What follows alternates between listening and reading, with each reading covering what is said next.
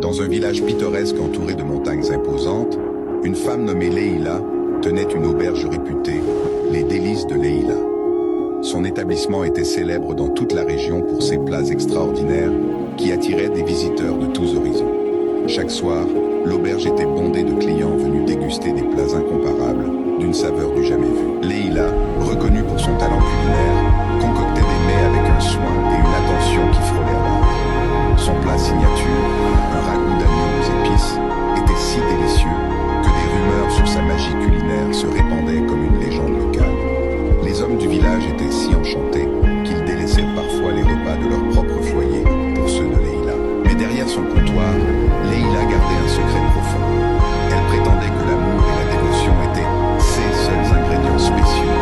Mais les murmures concernant ses méthodes ne cessaient de croître.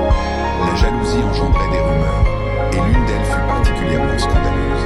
Elle aurait utilisé son sang pour donner cette saveur unique à ses plats. Lors d'une fête villageoise, une rivale de Leïla, brûlante de jalousie, accusa publiquement Leïla d'utiliser son sang menstruel dans sa cuisine.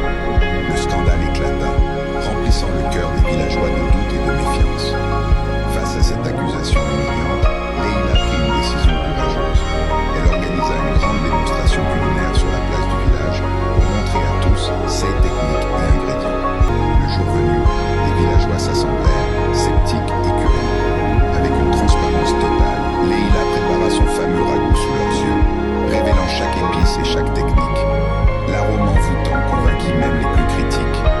Une fois les plats servis, les villageois, subjugués par les saveurs authentiques, comprirent que les accusations étaient infondées. La rivale fut confondue, et Leïla, avec une générosité de cœur, lui offrit même un bol de ragoût, lui pardonnant devant tous pour son erreur. Cependant, malgré cette victoire publique, le chef du village gardait des doutes.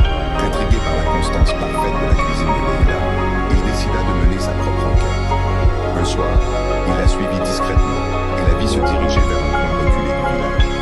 Là, sous le clair de lune, il la vit déterrer une vieille marmite en terre cuite, soigneusement enterrée sous un vieux chêne. Le lendemain, confrontée par le chef et d'autres villageois, Leïla avoua que la marmite était le vrai secret de ses plats. Elle expliqua que cette marmite avait appartenu à sa grand-mère, une cuisinière renommée dans son propre droit. Le pot, fabriqué avec une argile spéciale et traité avec des herbes rares, infusait chaque plat d'une saveur unique. La révélation du pot magique divisa le village. Certains y virent une tricherie, d'autres une ingéniosité louable. Après de longues discussions, il fut décidé que Leïla pourrait continuer à utiliser sa marmite, mais elle devrait partager son secret avec d'autres cuisiniers du village, transformant ainsi les Délices de Leïla en un centre d'apprentissage culinaire pour toute la communauté. Ainsi, Leïla non seulement garda sa réputation intacte, mais devint aussi une mentor pour les futurs chefs du village, enseignant que la véritable magie de la cuisine réside autant dans les secrets hérités que dans l'amour mis dans chaque plat. Son auberge resta un pilier de la communauté, symbolisant la tradition, l'innovation et la convivialité.